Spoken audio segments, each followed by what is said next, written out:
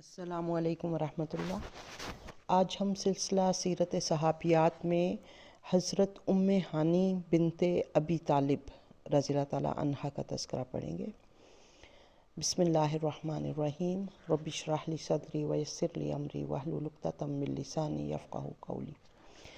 حضرت ام ہانی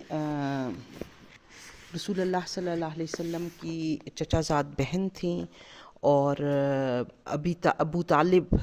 کی بیٹی تھیں۔ ابو طالب وہ شخصیت تھے جنہوں نے ایمان نہ لانے کے باوجود رسول اللہ صلی اللہ علیہ وسلم کے سر پر دست شفقت رکھا تھا، آپ کی ہر طرح سے مدد کی تھی، آپ کو دشمنوں سے بچایا تھا، آپ کو جہاں جہاں ان کی ضرورت تھی انہوں نے آپ کا ساتھ دیا تھا، یہاں تک کہ انتہائی مشکل کے جو 3 سال تھے شیب ابی طالب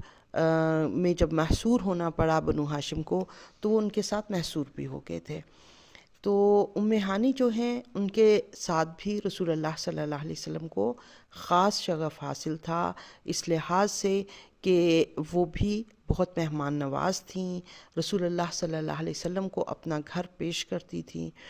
اور ام ہانی جو ہیں ان کا گھر بھی ایسا تھا کہ وہ حرم کے بالکل قریب تھا۔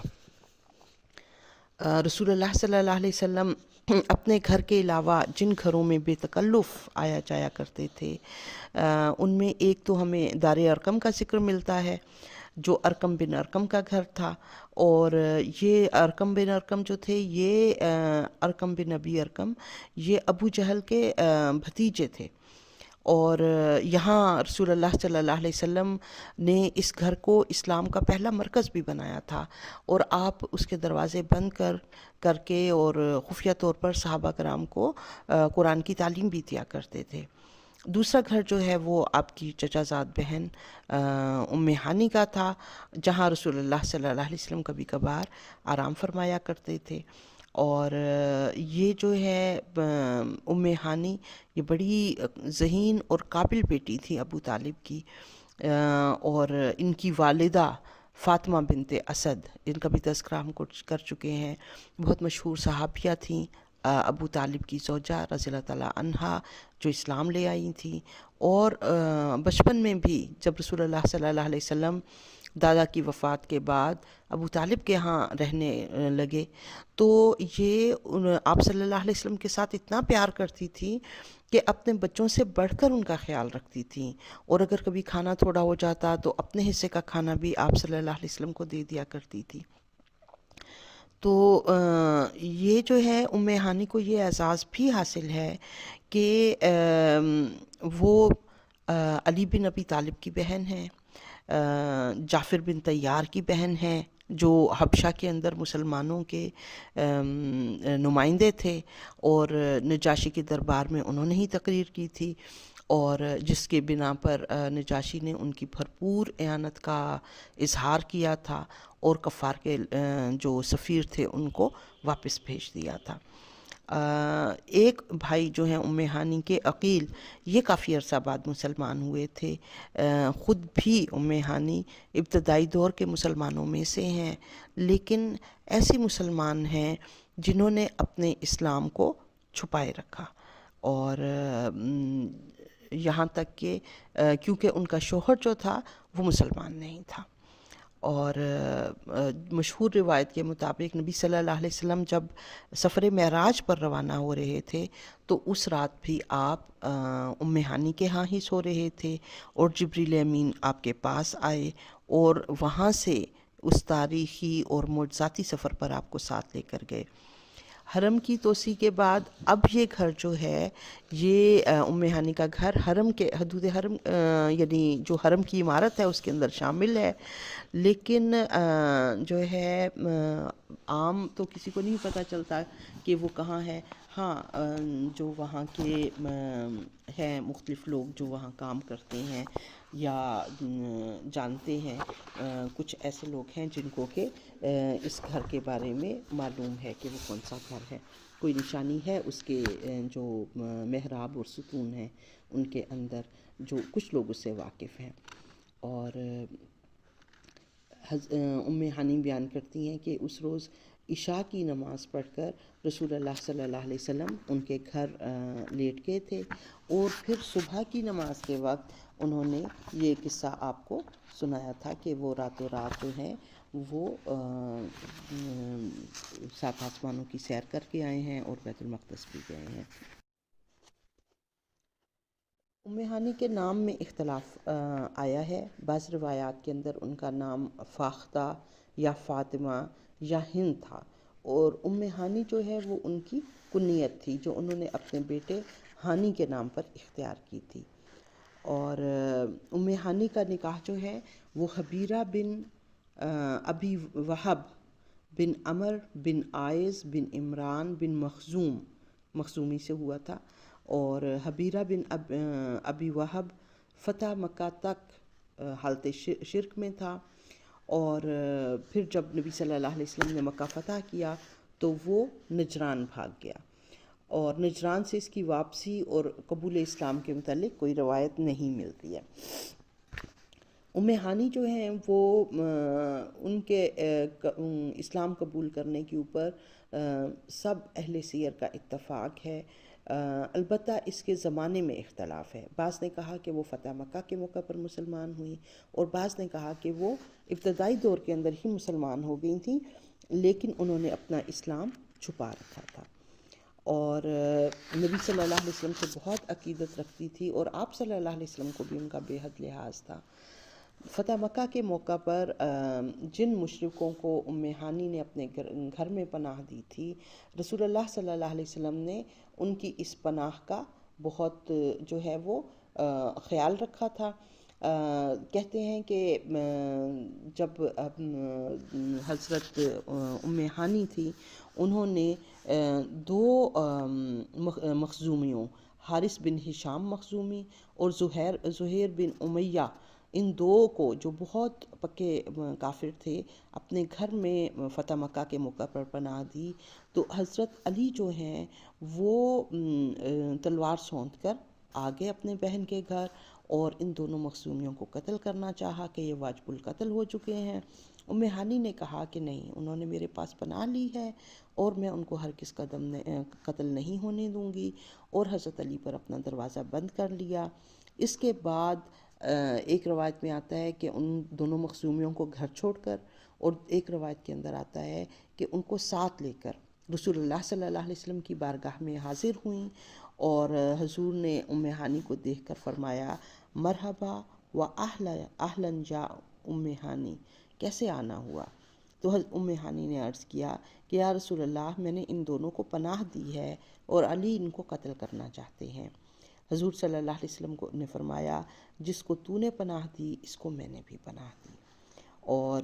اس واقعے کے بعد یہ دونوں جو مشرک تھے، حارث بن ہشام اور زہیر بن ابی امیہ، دونوں صدقے دل سے مسلمان ہو گئے۔ صحیح بخاری اور صحیح مسلم میں ایک روایت کے مطابق فتح مکہ کے دن رسول اللہ صلی اللہ علیہ وسلم ام ہانی ہی کے گھر تشریف لائے، وہاں غسل کیا اور 8 رکعتیں نماز پڑھی، اور یہ چاشت کی نماز تھی، اور ام ہانی کہتی ہیں کہ اس سے زیادہ مختصر اور ہلکی نماز میں نے نہیں دیکھی، اور اس کے اندر آپ نے رکوع اور سجدہ تو پوری طرح آپ کر رہے تھے، لیکن تلاوت کم کر رہے تھے، یعنی اس طرح سے آپ نے بہت لمبی نماز نہیں پڑھی بلکہ بہت ہلکی اور مختصر نماز پڑھی۔ اور مسند داؤد اور سنن دارمی میں ہے کہ ام ہانی سے روایت ہے کہ فتح مکہ کے دن رسول اللہ صلی اللہ علیہ وسلم میرے گھر تشریف لائے، اور ایک خادمہ برتن لے کر حاضر ہوئی جس میں پینے کی کوئی چیز یعنی شربت وغیرہ تھا۔ خادمہ نے وہ برتن آپ کو دیا، آپ نے تھوڑا سا پیا اور پھر مجھے دے دیا، اور میں نے اس کو پی لیا۔ پھر عرض کیا یا رسول اللہ، میں روزے سے تھی اور میں نے پی لیا۔ آپ نے پوچھا کیا تم نے کوئی قضا روزہ رکھا تھا؟ میں نے کہا کہ نہیں۔ آپ نے فرمایا اگر یہ نفل روزہ تھا تو کچھ حرج نہیں، یعنی اس میں جو ہے وہ آپ نے بتایا کہ جو نفل روزہ رکھنے والا ہے جبکہ اس کا قضا روزہ بھی نہیں ہے، تو وہ اپنے اختیار رکھتا ہے اس بات کا کہ وہ اگر کوئی اس کو کھولنا چاہتا ہے، افطار کرنا چاہتا ہے دن کے کسی بھی حصے میں، تو اسے افطار کر سکتا ہے۔ البتہ یہ جو معاملہ ہے کہ کیا یہ واقعی فتح مکہ کے روز واقعہ پیش آیا تھا یا اس سے ہٹ کے پیش آیا تھا، اس کے بارے میں تھوڑا سا ہے کہ جب مکہ فتح ہوا تو وہ رمضان تھا، اور رمضان کے روزے تو فرض تھے، اور رسول اللہ صلی اللہ علیہ وسلم تو مسافر تھے، اور ہو سکتا ہے کہ آپ نے روزہ نہ رکھا ہو، لیکن ہانی تو مقیم تھی، اور ظاہر ہے جہاد میں نہیں تھی، تو وہ تو جو ہے روزہ اس طرح سے اس کو افطار نہیں کر سکتی تھیں، اور اس کی تطبیق جو ہے وہ اسی طرح سے ہو سکتی ہے کہ ہو سکتا ہے کہ یہ واقعہ ماہ رمضان میں نہ پیش آیا ہو بلکہ رمضان سے ہٹ کے پیش آیا ہو۔ اور اس میں جو بات سمجھ میں آتی ہے وہ یہ کہ روزے کے باوجود رسول اللہ صلی اللہ علیہ وسلم کے جھوٹے شربت کو جو ہے وہ اپنے لیے احترام کے اندر اور اس کو تبرک جانتے ہوئے انہوں نے اس کو پی لیا تھا، اور رسول اللہ صلی اللہ علیہ وسلم کی عقیدت اور محبت کا ثبوت جو ہے وہ اس سے ملتا ہے۔ پھر جو ہے حضرت ام ہانی سے رسول اللہ صلی اللہ علیہ وسلم نے ایک دفعہ نکاح کی خواہش بھی کی، یعنی ظاہر ہے ان کا شوہر تو چلا گیا تھا، نجران چلا گیا تھا فتح مکہ کے موقع پر، تو ام ہانی جو ہیں ان سے رسول اللہ صلی اللہ علیہ وسلم نے جب نکاح کی خواہش کی تو انہوں نے یہ کہہ کر معذرت کی کہ یا رسول اللہ، میری عمر زیادہ ہو گئی ہے اور میرے بچے ہیں جن کی پرورش میرے لیے ضروری ہے۔ اس موقع پر رسول اللہ صلی اللہ علیہ وسلم نے فرمایا خواتین قریش کے بارے میں کہ شتر سوار عورتوں میں سب سے بہتر قریش کی عورتیں ہیں، بچپن میں اپنے یتیم بچے سے محبت رکھتی ہیں اور اپنے شوہر کے مال کی بہت زیادہ حفاظت کرتی ہیں۔ رسول اللہ صلی اللہ علیہ وسلم ام ہانی پر بہت شفقت کیا کرتے تھے۔ ایک مرتبہ انہوں نے ان سے کہا کہ ام ہانی بکری لے لو، یہ بابرکت جانور ہے۔ پھر اسی طرح امام احمد نے لکھا ہے کہ ایک دفعہ ام ہانی نے حضور صلی اللہ علیہ وسلم کی خدمت میں عرض کیا کہ یا رسول اللہ، میں بوڑھی ہو گئی ہوں، چلنے پھرنے میں کمزوری محسوس ہوتی ہے، کوئی ایسا وظیفہ بتا دیجئے جسے بیٹھے بیٹھے پڑھ سکوں۔ آپ نے ان کو 100 مرتبہ سبحان اللہ، 100 مرتبہ الحمدللہ اور 100 مرتبہ لا الہ اللہ اکبر اور 100 مرتبہ لا الہ الا اللہ جو ہے وہ پڑھنے کا مشورہ دیا۔ اور بعض روایتوں میں آتا ہے کہ ام ہانی رسول اللہ صلی اللہ علیہ وسلم سے فقہی مسائل بھی پوچھا کرتی تھی اور قرآن حکیم کے مطالب بھی دریافت کیا کرتی تھی۔ حافظ ابن حجر کہتے ہیں کہ ام ہانی جو ہیں وہ امیر معاویہ کے زمانے حکومت میں انہوں نے وفات پائی۔ ان کی اولاد میں 4 بیٹے جو ہیں وہ مشہور ہیں، عمر، ہانی، یوسف اور جعدہ، جن میں سے جو تصدیق ہوتی ہے ایمان کی وہ عمر، ہانی اور یوسف کے اسلام کی تصدیق ہوتی ہے۔ ام ہانی فضل اور کمال کے لحاظ سے بہت بلند مرتبے پر فائز تھیں۔ ان سے 46 احادیث مروی ہیں اور ان کے راویوں میں عبداللہ بن عباس، عبداللہ بن حارث، ابن ابی لیلہ، مجاہد، عروہ اور شعبی جیسے اکابر امت ہیں۔ اور کہتے ہیں کہ ام ہانی جو ہیں جب ان کی وفات ہوئی تو اس وقت ان کی عمر 100 سال کے قریب تھی، اور ان کا بیٹا ہانی جس کی وجہ سے ان کی کنیت مشہور ہوئی، بہت اچھا شاہ سوار اور جنگجو تھا، اور ان کے 3 بیٹے جو ہیں وہ صحابیت کے درجے پر تھے، یعنی عمر، ہانی اور یوسف۔ اور حضرت ام ہانی نے جن 2 لوگوں کو، مخزومی لوگوں کو دی تھی، پناہ دی تھی فتح مکہ کے موقع پر، ان میں سے ایک جو ہے حارث، یہ جنگ یرموک کے اندر شہید ہوئے تھے۔ یعنی بہت مشہور واقعہ ہے کہ 3 زخمی تھے جو پیاسے تھے، اور پانی جو ہے انہوں نے پانی پکارا، اور پانی پلانے والا جب اکرمہ کے پاس پہنچا تو ایک آواز جو ہے آئی سہیل بن عمر کی کہ پانی، تو اکرمہ نے اشارہ کیا کہ پہلے ان کو پلایا جائے، اور پھر جو ہے وہ جب سہیل کے پانی پینے والے تھے تو حارث، یہی جن کو ام ہانی نے پناہ دی تھی، وہ انہوں نے آواز دی پانی حارث بن ہشام، اور یہ حارث بن ہشام جو تھے یہ ابو جہل کے سگے بھائی تھے۔ تو جب وہ پانی پلانے والا حارث تک پہنچا تو حارث شہید ہو گئے، اور واپس جو ہے وہ سہیل تک پہنچا تو سہیل بھی شہید ہو چکے تھے، اور وہ جب اکرمہ تک پہنچا تو اکرمہ بھی شہید ہو چکے تھے۔ یعنی ایک اتنی بڑی اعلیٰ مثال پیش کی انہوں نے کہ سب نے اپنے دوسرے بھائی کو اپنے اوپر ترجیح دی اور پیاسے ہی شہادت کا جام پی لیا۔ تو ام ہانی جو ہیں ان سے ہمیں پتہ چلتا ہے کہ ایمان کے اوپر ثابت قدمی کیا ہے، رسول اللہ صلی اللہ علیہ وسلم سے محبت ان کی کیسی تھی، اور دین کی طلب اور دین کے بارے میں جاننے کی خواہش ان کے اندر کس طرح سے تھی۔ اللہ تعالی ہمیں بھی ان کے نقش قدم پر چلائے۔ اسلام جب رسول اللہ صلی اللہ علیہ وسلم نے پھیلانا شروع کیا تو مکہ کی سرزمین آنن فانن آپ کے لیے ایک دشمن سرزمین بن گئی، یہاں تک کہ 13 سالہ جدوجہد کے بعد آپ صلی اللہ علیہ وسلم کو ہجرت کرنا پڑی، اور یہ اللہ کا کرم ہی تھا کہ اس ہجرت کے 8 برس بعد آپ اسی شہر کے اندر فاتحانہ داخل ہو رہے تھے جہاں کے باشندے 8 سال پہلے آپ کے خون کے پیاسے ہو چکے تھے۔ اور رسول اللہ صلی اللہ علیہ وسلم نے جب مکہ کو فتح کیا اور قریش مغلوب ہو گئے تو آپ صلی اللہ علیہ وسلم فاتحانہ وہاں داخل ہو رہے تھے، اور حالت یہ تھی کہ ہر طرف امن کا ایک پیغام تھا، اور جو حرم میں داخل ہو جائے اس کو محفوظ قرار دیا گیا تھا، جو ابو سفیان کے گھر میں داخل ہو جائے اس کو بھی مامون قرار دیا گیا تھا، اور مکہ کے اندر رسول اللہ صلی اللہ علیہ وسلم کا داخلہ زیادہ تر جو ہے وہ امن کے ساتھ ہی ہوا تھا، سوائے اس کے کہ اکرمہ بن ابی جہل 28 جو ہیں وہ 28 لوگوں کے لشکر کے ساتھ مد مقابل آیا تھا، اور یہاں تک کہ اس مقابلے کے اندر زیادہ تر لوگ جو تھے وہ مارے گئے تھے۔ اکرمہ نے جب یہ صورتحال دیکھی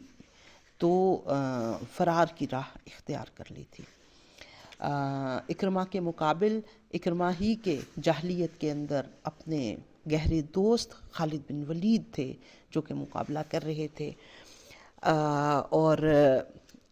اسلام نے ان دونوں کو ایک دوسرے کا دشمن بنا دیا تھا۔ اور یہاں جو ہے ہمیں نظر آتا ہے کہ اکرمہ جو ہے ان کے لیے رسول اللہ صلی اللہ علیہ وسلم سے امان طلب کرنے والی انہی کی زوجہ اور خالد بن ولید کی بھانجی ام حکیم رضی اللہ تعالیٰ عنہا تھی۔ اور یہ جو ہے کہتے ہیں کہ رسول اللہ صلی اللہ علیہ وسلم نے جب بڑے بڑے کفار کو معاف کر دیا اور کہہ دیا کہ لا تثریب علیکم الجوم، تو 5 لوگ ایسے تھے جن کو واجب القتل بھی قرار دیا تھا، اور ان کے بارے میں حکم یہ دیا تھا کہ اگر وہ کعبے کے پردے کے پیچھے بھی چھپے ہوئے ہوں تو انہیں قتل کر دیا جائے۔ اور ان میں ایک ام حکیم کا شوہر اکرمہ بن ابی جہل بھی تھا، جو کہ جب اس نے حالات جو ہیں وہ اتنے ناموافق دیکھے اور مقابلہ کرنے کے باوجود اس کو پسپائی اختیار کرنی پڑی تو وہ بھاگ گیا، اور رسول اللہ صلی اللہ علیہ وسلم کے پاس جو ہیں وہ ایک خاتون آئیں اور انہوں نے کہا کہ وہ اسلام قبول کرنا چاہتی ہیں۔ جب رسول اللہ صلی اللہ علیہ وسلم کے ہاتھ پر انہوں نے اسلام قبول کر لیا تو پھر انہوں نے کہا کہ یا رسول اللہ، میرا شوہر اپنی جان کے خوف سے یمن کی طرف بھاگ گیا ہے، اگر آپ اس کو امان دے دیں تو میں اس کو واپس لے آؤں۔ رسول اللہ صلی اللہ علیہ وسلم کا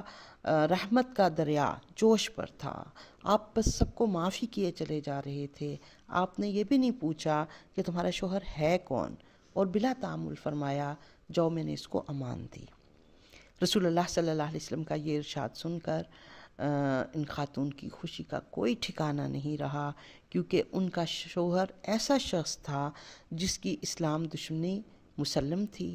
اور جس نے اہل اسلام کو ستانے کے اندر کوئی کسر نہیں چھوڑی تھی، بلکہ وہ اس کا پورا خاندان تھا جو کہ اسلام دشمنی کے اندر پیش تھا۔ اور اب جب جو ہے یہ خاتون کون تھی؟ یہ ام حکیم تھی، اور ان کے لیے پھر اس کے بعد اس امان کو ملنے کے بعد مکہ میں ایک دن بھی گزارنا مشکل تھا۔ اسی وقت انہوں نے اپنے رومی غلام کو اپنے ساتھ لیا اور شوہر کی تلاش میں نکل کھڑی ہوئیں۔ اور کہتے ہیں کہ یہ جو شوہر تھا اکرمہ بن ابی جہل، یہ جب مکہ سے فرار ہوا تو یہ جو تھا وہ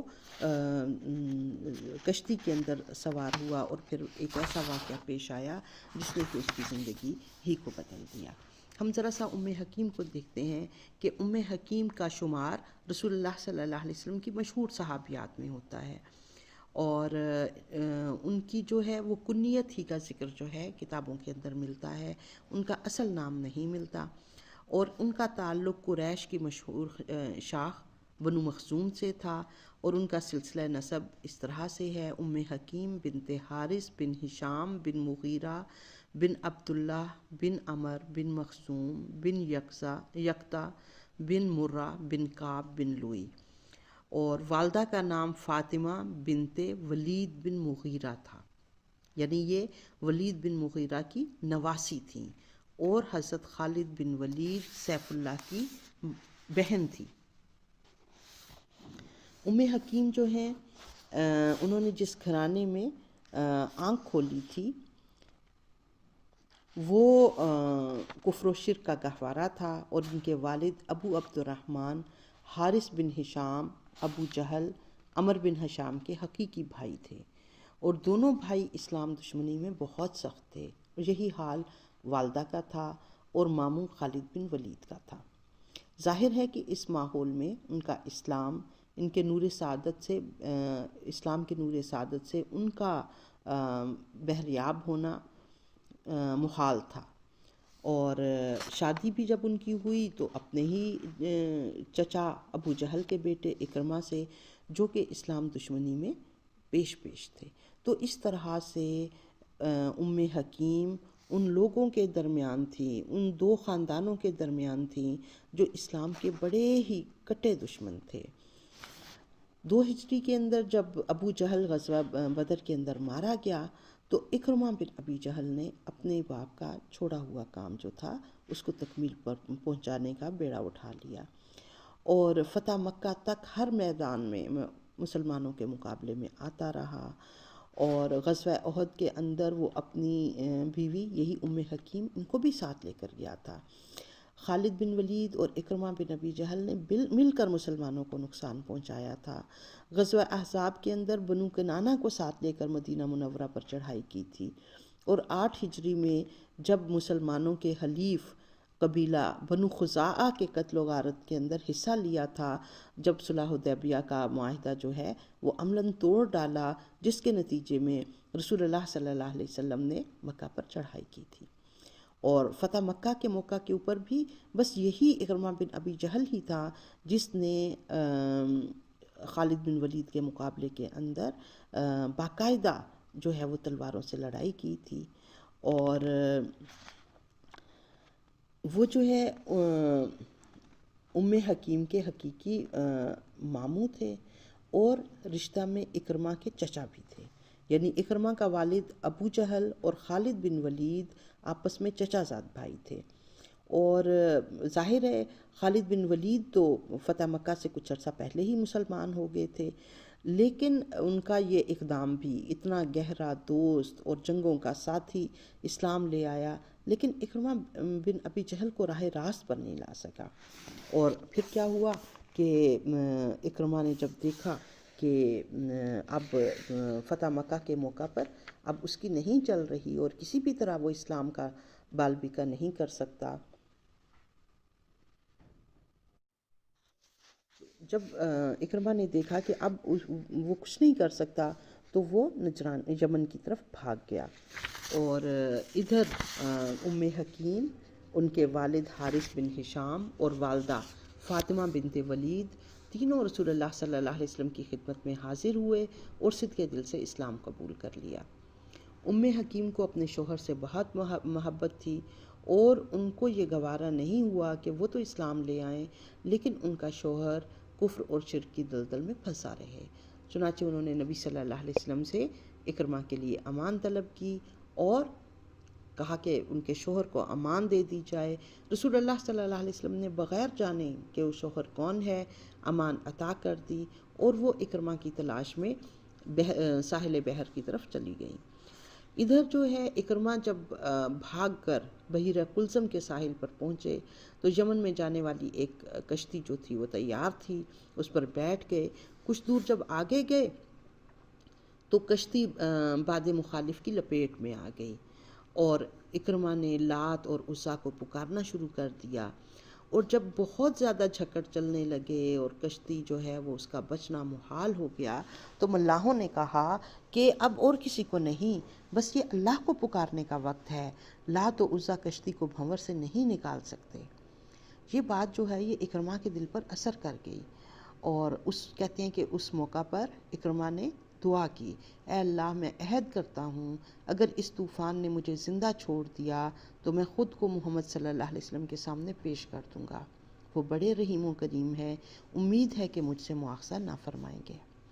اور اللہ کی قدرت کہ کشتی صحیح سلامت اسی کنارے پر آ لگی جہاں سے چلی تھی، اور اسی اثناء میں حضرت ام حکیم شوہر کو تلاش کرتی ہوئی ساحل پر آ پہنچی تھی۔ انہوں نے اکرمہ کو بتایا کہ میں ایک ایسے انسان کے پاس سے آ رہی ہوں جو سب سے زیادہ نیک اور سب سے زیادہ رحیم و شفیق اور صلہ رحمی کرنے والے ہیں،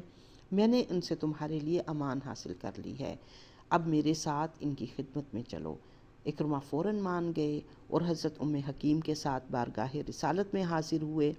حضور صلی اللہ علیہ وسلم نے انہیں دیکھ کر بہت خوشی کا اظہار فرمایا اور فرمایا مرحبا بالراکب المہاجر،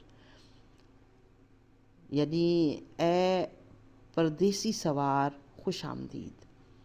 اور ان کا پرتپاک استقبال کیا۔ حضرت اکرمہ نے اپنی بیوی کی طرف اشارہ کر کے کہا کہ اس نے مجھے بتایا ہے کہ آپ نے میری جان بخشی کر دی ہے۔ آپ نے فرمایا ہاں اس نے سچ کہا ہے، تم محفوظ و مامون ہو۔ اکرمہ جو ہیں وہ اس شان کرم سے اتنے متاثر ہوئے کہ اسی وقت سچے دل سے اسلام قبول کر لیا اور عہد کیا کہ آئندہ میری دولت اور میری جان جہاد فی سبیل اللہ کے لیے وقف رہے گی۔ اس کے بعد ان کی زندگی کے اندر ایک بڑا انقلاب پیدا ہو گیا۔ انہوں نے جس شدت سے اسلام کی مخالفت کی تھی، اب اسی جوش کے ساتھ انہوں نے اسلام کی خدمت کرنی شروع کر دی۔ 11 ہجری میں حضور کے وصال کے بعد جب حضرت ابو بکر صدیق کا خلافت کا دور شروع ہوا اور کئی فتنوں نے سر ابھارا، تو فتنہ ارتداد کے استحصال کے لیے انہوں نے سر دھڑ کی بازی لگا دی، اور جب یہ اس فتنے کا قلع کما ہو گیا اور مسلمانوں نے شام پر چڑھائی کی تو اکرمہ حضرت ام حکیم کو ساتھ لے کر شام کی مہم پر جانے والے مجاہدین میں شامل ہو گئے، اور کئی مارکوں میں جانبازی سے رومیوں کے خلاف جہاد کیا، اور بالآخر اجنادین کی لڑائی میں نہایت پابندی سے لڑتے ہوئے شہید ہو گئے۔ اس طرح ام حکیم عالم غربت میں بیوہ ہو گئی۔ ام حکیم کے ایام عدت کے اندر ان کو کئی صحابہ نے نکاح کا پیغام دیا، ان کے اندر حضرت خالد بن سعید بن عاص بھی تھے۔ یہ جو ہیں خالد بن سعید بن عاص یہ مہاجر بھی تھے، سابقون الاولون میں سے تھے، 2 ہجرتیں کر چکے تھے، یعنی حبشہ کی جانب بھی ہجرت کی تھی، پھر مدینہ کی جانب بھی ہجرت کی تھی، پھر نبی صلی اللہ علیہ وسلم کے ساتھ بہت سے غزوات میں شریک ہو چکے تھے، فتح مکہ، حنین، طائف اور تبوک میں بھی نبی صلی اللہ علیہ وسلم کی ہم رکابی کی سعادت حاصل کر چکے تھے۔ اس لیے ام حکیم رضی اللہ تعالیٰ عنہا نے نکاح کرتے ہوئے انہی کو دوسروں پر ترجیح دی، اور 400 دینار پر ان کا نکاح طے ہوا، اور حضرت خالد بن سعید کے ساتھ مرج السفر کے مقام پر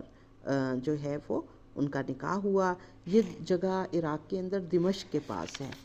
اس وقت اسلامی لشکر دمشق کی طرف پیش قدمی کر رہا تھا۔ نکاح کے بعد حضرت خالد بن سعید نے رسم عروسی ادا کیے جانے کی خواہش کا اظہار کیا۔ حضرت حکیم نے کہا کہ دشمن سر پر کھڑا ہے اور اس سے ہر وقت لڑائی کا خطرہ ہے، اس لیے چند دن توقف کر کے اطمینان سے یہ رسم ادا ہو جائے تو بہتر ہے۔ حضرت خالد بن سعید نے کہا کہ مجھے اس معرکے میں اپنی شہادت کا یقین ہے۔ پھر حکیم خاموش ہو گئیں، اور ایک پل جو ہے